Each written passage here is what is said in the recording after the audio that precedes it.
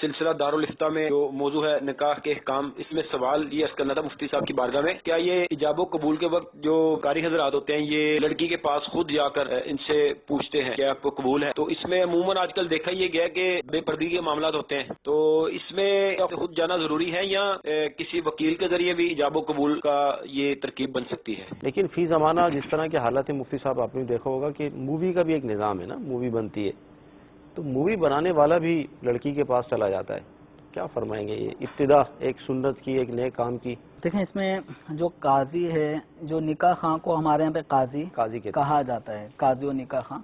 تو جو نکاح پڑھانے والا ہے وہ خود بھی لڑکی سے نکاح پڑھانے کی اجازت لے سکتا ہے، اور کسی ذریعے سے بھی لے سکتا ہے، مثلا لڑکی کے والد ہیں، لڑکی کے بھائی ہیں، جو بھی ولی سرپرست ہوتے ہیں ان کی طرف سے نکاح پڑھانے کی اپنے لیے اجازت لے لے کہ میں آپ کی بیٹی کا نکاح پڑھانا چاہتا ہوں، یا وہ کہتے ہیں کہ آپ ہماری بیٹی کا نکاح پڑھا دیں فلاں کے ساتھ اتنے مہر کے بدلے میں، تو خود بھی اجازت لینے کے لیے جا سکتا ہے،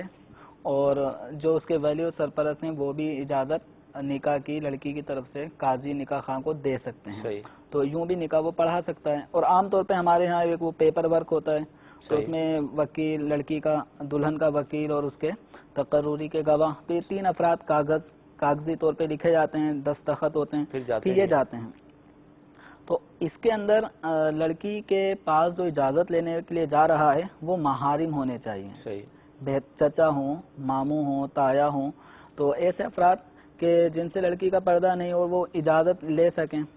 تو بہتر یہ ہے کہ محارم ہوں، اور نکاح پڑھانے والا خود بھی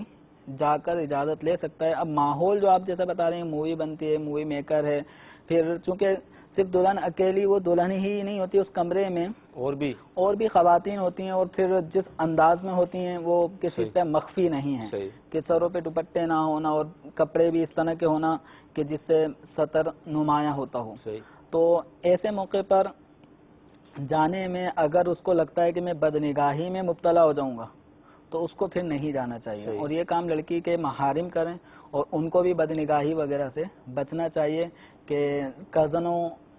کو دیکھنا اس موقع پر تو یہ بھی جائز نہیں ہوگا، تو اس طرح جو غیر محارم عورتیں ہیں ان کو دیکھنے کی شادی بیاہ کے موقع پر بھی اجازت نہیں ہے، بلکہ اس موقع پر تو بہت زیادہ بدنگاہیاں ہو رہی ہوتی ہیں، تو ان سے تو اجتناب کرنا بہت ضروری ہے۔